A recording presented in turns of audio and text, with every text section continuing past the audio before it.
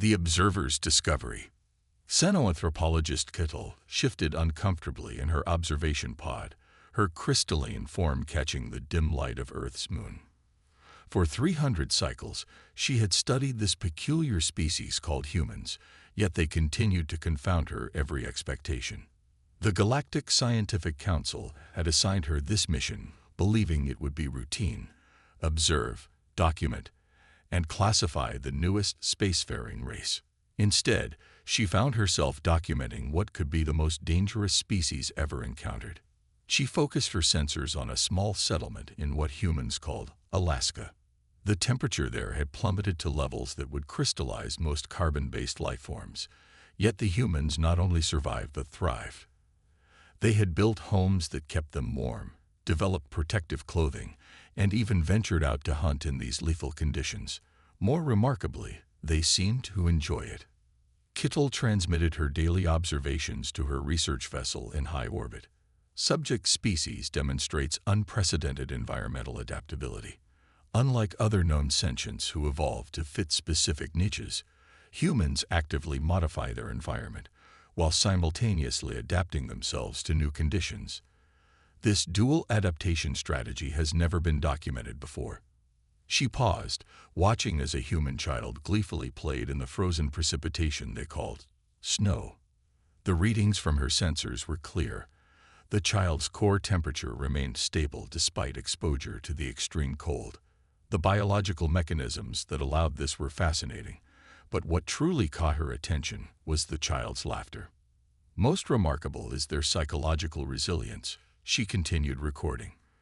Humans don't merely survive harsh conditions, they find ways to derive pleasure from them. This psychological trait appears to be ingrained from an early age. Kittel's attention shifted to her historical analysis archives. She had spent decades studying human history, and what she found there was even more disturbing than their physical adaptability. Every major catastrophe that should have ended their civilization had instead made them stronger. Their planet had tried to kill them with ice ages, diseases, predators, and natural disasters. Each time, humans had not only survived but emerged more capable than before. Her mandibles clicked nervously as she compiled the data for her special report to the Council. The numbers were startling. Humans had gone from discovering powered flight to reaching their moon in less than 70 years, an unprecedented rate of technological advancement. They had survived multiple global wars, each capable of ending their civilization, and somehow managed to retain knowledge and progress through them all. But it was their response to the great plague of their 21st century that truly alarmed her. Instead of devastating their civilization, it had accelerated their biotechnology research by decades. They had turned a potential extinction event into a catalyst for advancement. Council members, she began her emergency transmission. I must report a Level 1 civilization threat. The humans are not merely another spacefaring species. They are something we have never encountered before. They are apex survivors. She attached her most recent observations, including detailed analyses of human responses to various threats. What makes them truly dangerous is not their technology or their physical capabilities, but their fundamental nature. They do not simply adapt to survive, they adapt to dominate. Every challenge they face becomes a tool for their advancement. Kittel's sensors suddenly detected a change in the local electromagnetic field. She quickly checked her cloaking systems. They were functioning perfectly, yet somehow, she froze as she realized what was happening. The humans were looking right at her observation pod. Not just looking, they were scanning it with crude but effective technology. Emergency addendum, she hurriedly transmitted. The humans have been aware of my presence for an unknown duration. They have been allowing me to observe them. I repeat, they have been studying me while I studied them. As if to confirm her fears, her pod's communication system crackled to life. A calm human voice spoke in perfect galactic standard. Greetings, Observer Kittel.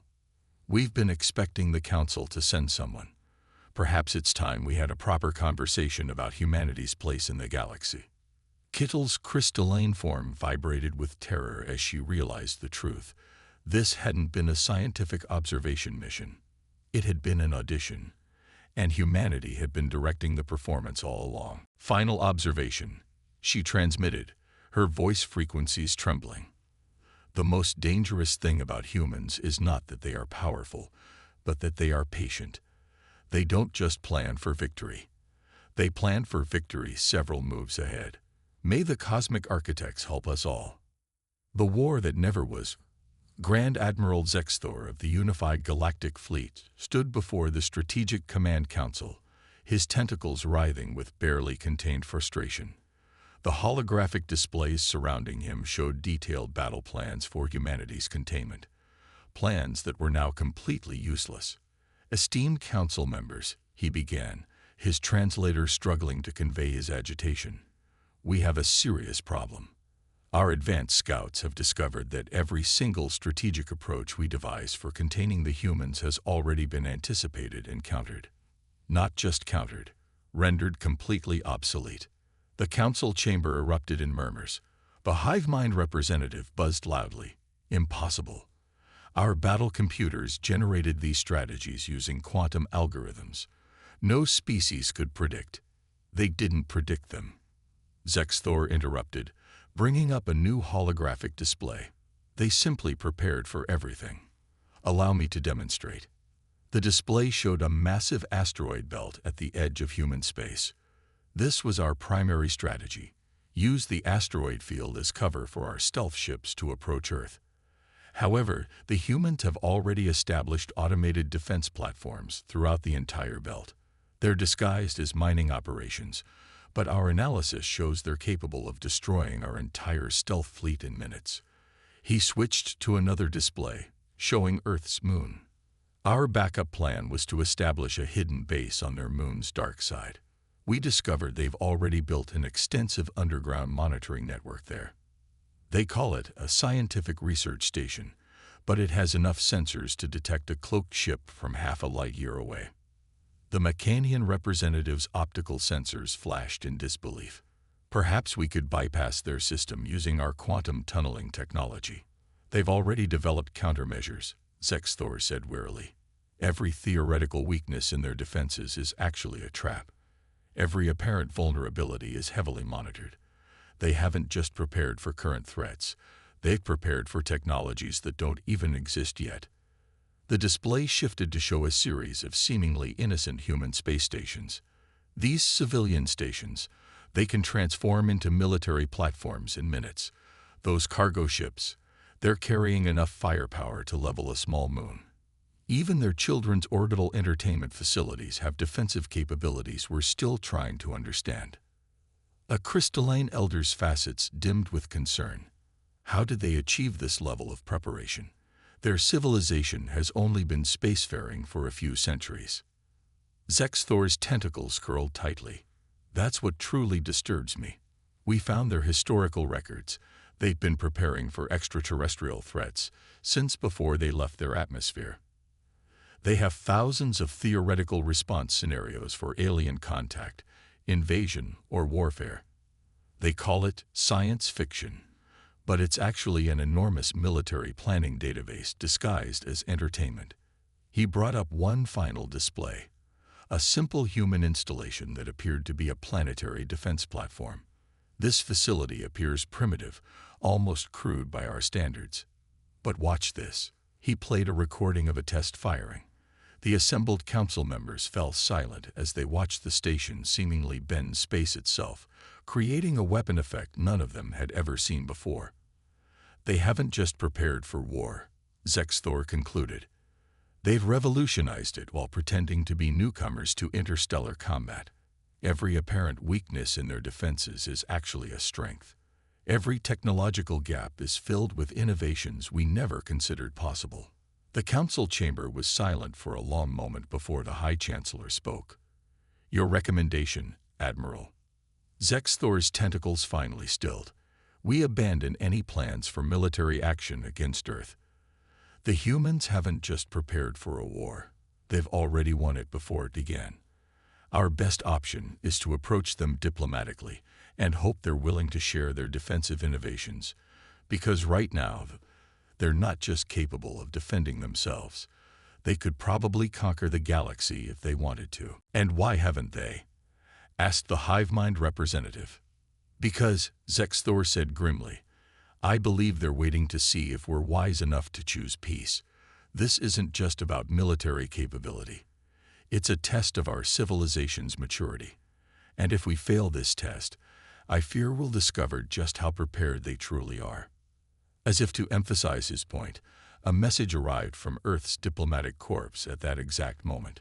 It was brief but clear. We look forward to discussing mutual defense arrangements with the Galactic Council. We have some interesting ideas to share. The council members looked at each other in silent understanding.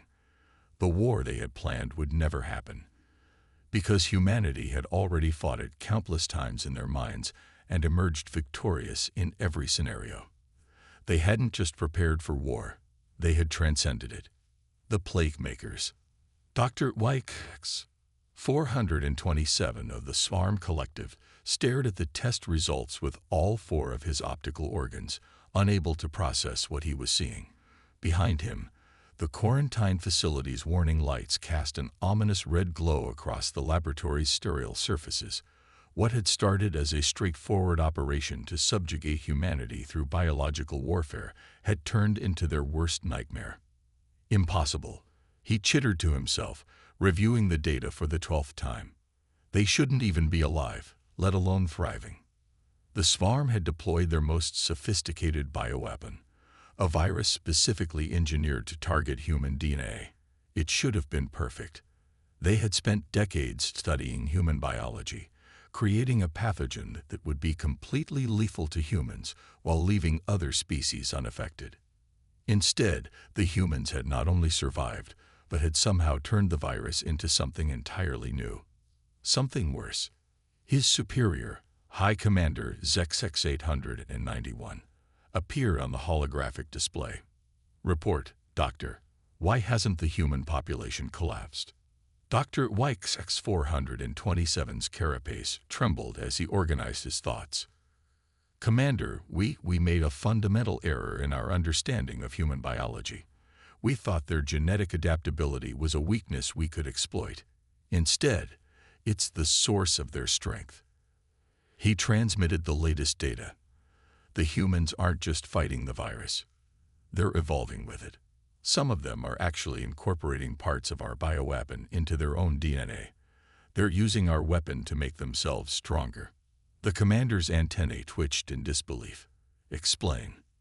Their bodies, they're like biological laboratories. Each human is slightly different, constantly experimenting with new genetic combinations. When our virus infected them, instead of dying, many humans developed immunities. But some did more than that. They developed beneficial mutations. He pulled up a series of medical scans. Look at these specimens. Enhanced cellular regeneration, improved neural connectivity, increased metabolic efficiency. Our weapon isn't killing them. It's accelerating their evolution.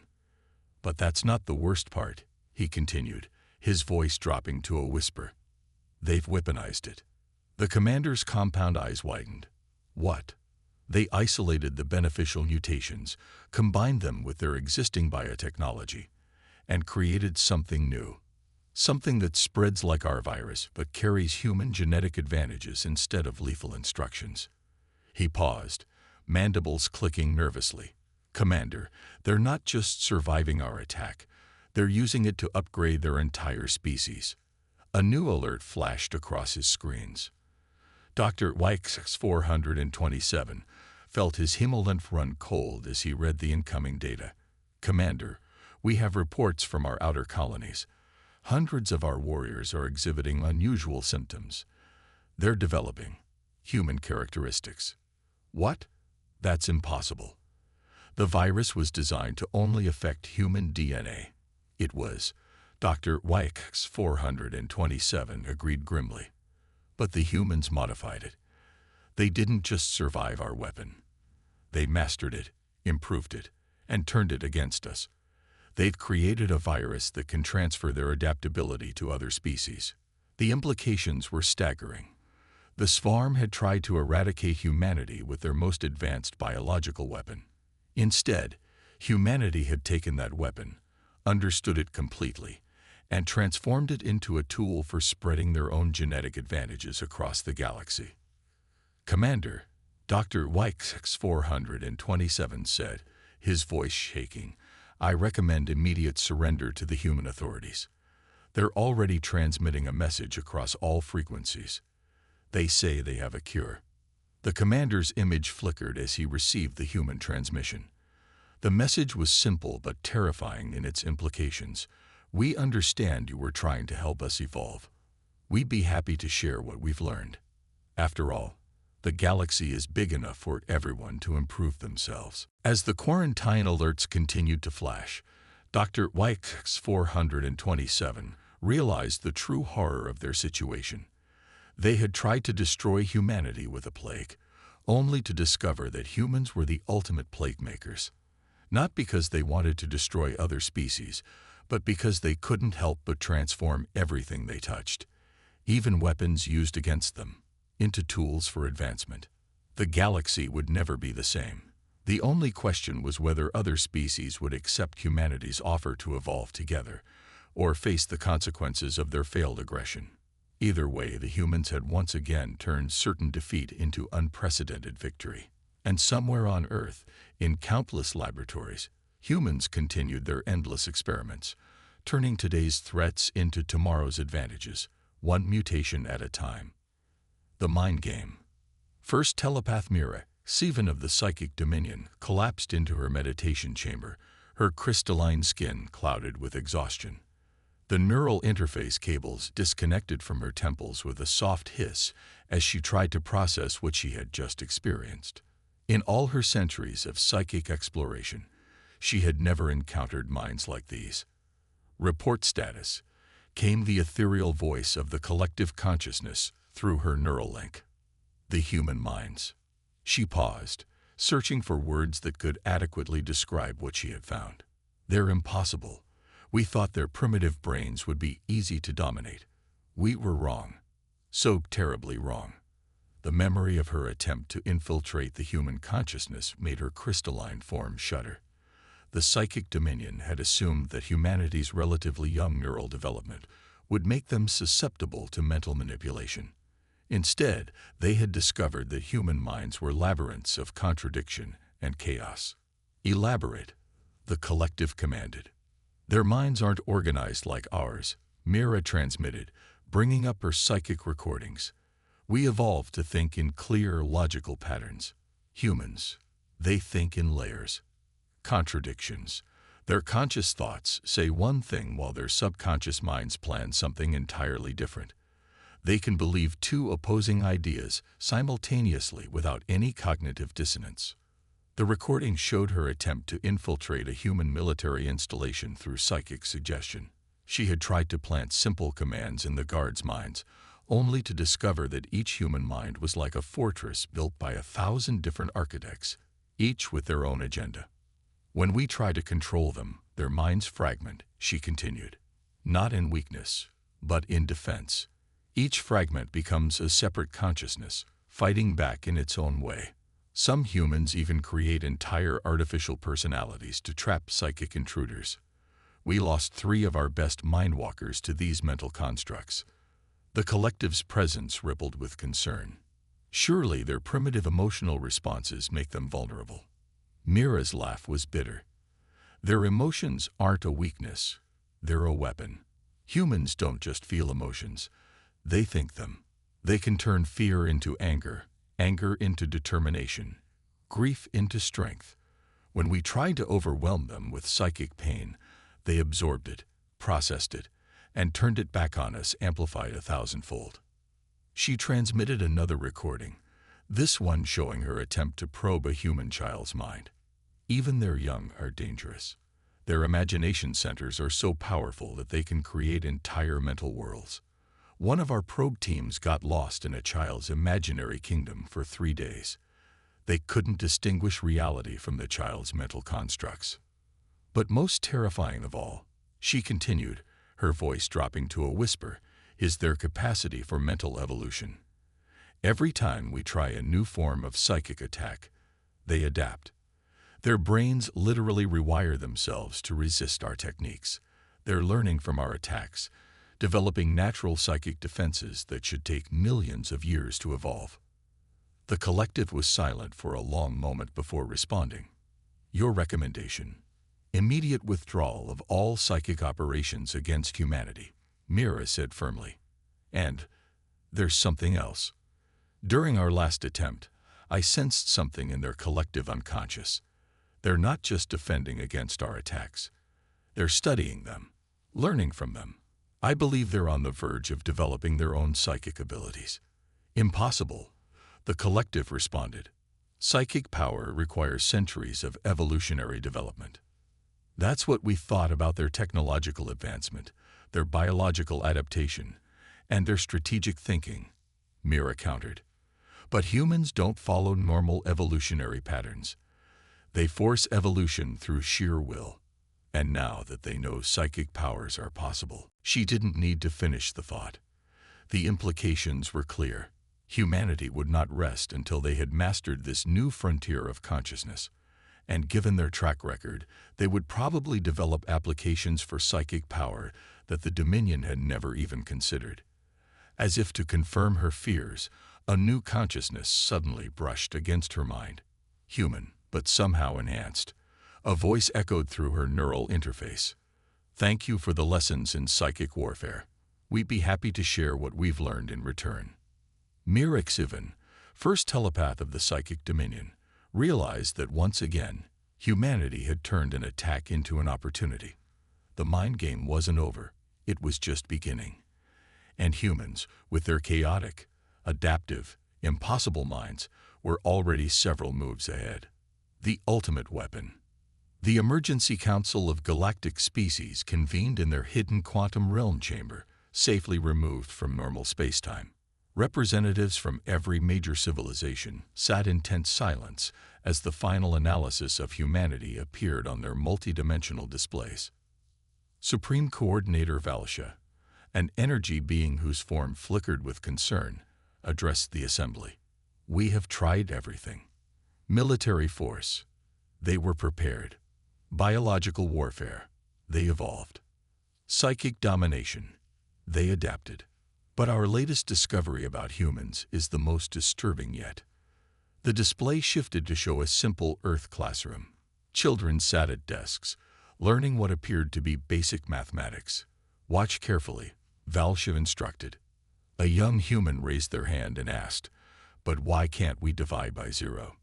The teacher smiled and began explaining mathematical principles that should have been beyond human comprehension. As the lesson continued, the assembled council members began to understand the true horror of what they were witnessing. They questioned everything, Valsha continued. Not just authority, not just rules, but reality itself. And when reality doesn't match their expectations, they don't accept it. They change it. The display showed hundreds of similar scenes. Humans encountering limitations, questioning them, and then systematically dismantling them. Physical laws, biological constraints, technological barriers. Nothing was sacred to them. We thought their greatest weapon was their adaptability. Valsha said, their energy form pulsing with agitation. But that's just a symptom. Their true weapon is their fundamental inability to accept limitations. The Ancient One, a being so old they remembered the birth of stars, spoke for the first time in millennia. Explain. Every species evolves to fit their environment, Valsha replied. Every species except humans. They refuse to accept their environment as fixed. When faced with cold, they don't evolve thicker skin. They create heat. When faced with darkness, they don't evolve better eyes. They invent light. When faced with the impossible, they don't accept it. They'd redefine possibility. The display showed human scientific facilities, where researchers work to bend and break the laws of physics. It showed human artists imagining things that couldn't exist, and then engineers making them real. It showed human children being told something was impossible, and responding with why not. We've been studying their weapons, their defenses, their strategies, Valsha continued. But those aren't their true strength. Their ultimate weapon is their perspective. They don't see barriers, they see challenges. They don't see dead ends, they see opportunities to change direction. A new image appeared, a human standing before a wall marked impossible. Instead of turning back, they were examining the wall's foundation, looking for ways under, over, or through. And behind them, millions more humans were approaching, each with different tools, different ideas, different ways of questioning why the wall needed to exist at all. We can't beat them, Valsha concluded. Not because they're stronger or smarter or more advanced. We can't beat them because they've weaponized possibility itself. Every limitation we impose becomes a source of strength for them. Every barrier we create becomes a stepping stone to their next advancement.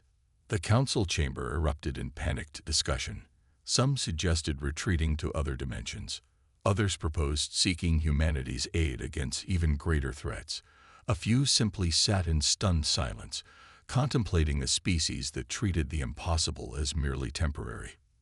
Then, in perfect timing that suggested they had been waiting for this moment, a human transmission reached their supposedly unreachable quantum realm. The message was simple. We know you're afraid. We would be too. But here's the thing about humans. We're really good at turning fear into friendship. So how about we work together to push back the boundaries of possibility? As the council members looked at each other in amazement, they finally understood. Humanity's ultimate weapon wasn't their ability to fight or adapt or evolve. It was their ability to take any situation, no matter how dire, and transform it into an opportunity for growth. Not just for themselves, but for anyone willing to join them in questioning the impossible. The Ancient One spoke again, their voice carrying the weight of eons. Perhaps it's time we learn to ask why not, as well. And across the galaxy, humanity continued doing what they did best, proving that the only true limitation is the belief in limitations itself.